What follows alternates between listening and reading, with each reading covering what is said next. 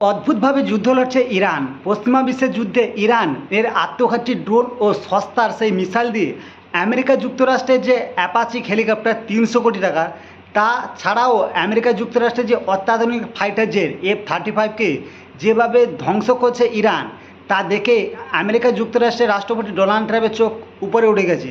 তাছাড়া আজ ভোর রাতে জর্ডানে আল-জাকরাক এয়ারবেসে, যেখানে আমেরিকা যুক্তরাষ্ট্রে F-50, F-60 এবং F-35-এর মতন যুদ্ধ বিমান রয়েছিল, সেগুলোকে ধ্বংস করে দেয় ইরান।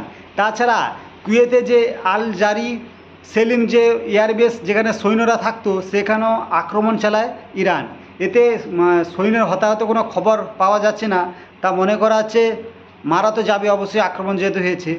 এসব আক্রমণ দেখে ট্রাম্প প্রশাসন ইরানের সঙ্গে যুদ্ধবিরতি চাইছে, কিন্তু ইরানের যে সরকার, তিনি যুদ্ধবিরতি রাজি হতে চাইছে না। কারণ ট্রাম্প প্রশাসন কখন যুদ্ধবিরতি করে আর কখন আক্রমণ করে সেটা তিনিই জানেন, কারণ ওনার কথাবার্তা কোনো ঠিক নেই। তার জন্য তিনি মিডল ইস্টে, মানে পশ্চিমা বিশ্বে আমেরিকা যুক্তরাষ্ট্রের যেসব সৈন্য ঘাঁটি থেকে ইরানের ওপর আগেও আক্রমণ হয়েছে, এখনও আক্রমণ হচ্ছে, সেই সব সৈন্য ঘাঁটিতে দাবড়তোড় হামলা চালাচ্ছে। বিশেষ করে কুয়েত, জর্ডান আর হচ্ছে সৌদি আরবে যেসব ঘাঁটিগুলো রয়েছে, মানে যে ঘাঁটি থেকে ইরানে আক্রমণ হচ্ছে, সেগুলোকে সম্পূর্ণ ধ্বংস করে দিতে চাইছে। আর এক কথা বলে দিই, আমেরিকা যুক্তরাষ্ট্রের যেসব ঘাঁটি থেকে ইরানে আক্রমণ হয়েছে, সেই সব ঘাঁটিতে ইরান সরকার আক্রমণ করছে, অন্য কোনো ঘাঁটিতে আক্রমণ করছে না। মানে অন্য ঘাঁটি থাকা সত্ত্বে করছে না, কারণ ইরান যদি তার এইসব ঘাঁটিতে নিজে থেকে আক্রমণ করে, তাহলে পশ্চিমা বিশ্ব আরও স্যাংশন লাগিয়ে দেবে। কারণ ইরান শুধু সে আত্মঘাতীর জন্য, মানে আত্মপ্রতিরক্ষা করার জন্য সেই সব ঘাঁটিতে আক্রমণ করে। আর অন্যদিকে ট্রাম্প প্রশাসন সোশ্যাল মিডিয়ায় লিখেছে যে ইরান যদি যুদ্ধে সম্পূর্ণ ধ্বংস হয়ে যায়, তিনি নাকি আল্লাহর কাছে প্রার্থনা করবেন। তিনি মনে করেছেন যে এইভাবে যুদ্ধ বিগ্রহ চালালে ইরান হয়তো তাসের ঘরের মতন ভেঙে পড়বে।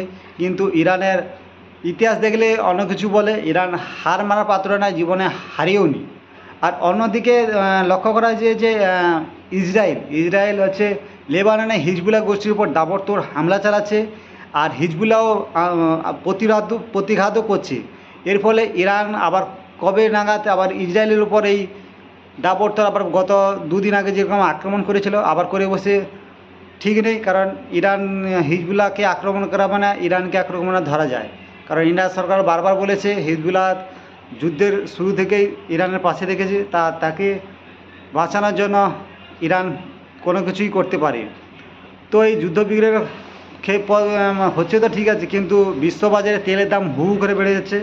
আগের তুলনায় তেলের দাম অনেক বেড়েছে, এবং হরমুজ প্রণালীতে যেসব জাহাজ ইরানের পারমিশন মেনা যাতায়াত করছে, সেগুলোকে ইরানের যে গোষ্ঠীগুলো রয়েছে, যে যুদ্ধ গোষ্ঠী, মানে অনেকগুলো তো ভাগ হয়ে গেছে, ওগুলো ধরে ডিস্ট্রয় করে দিচ্ছে।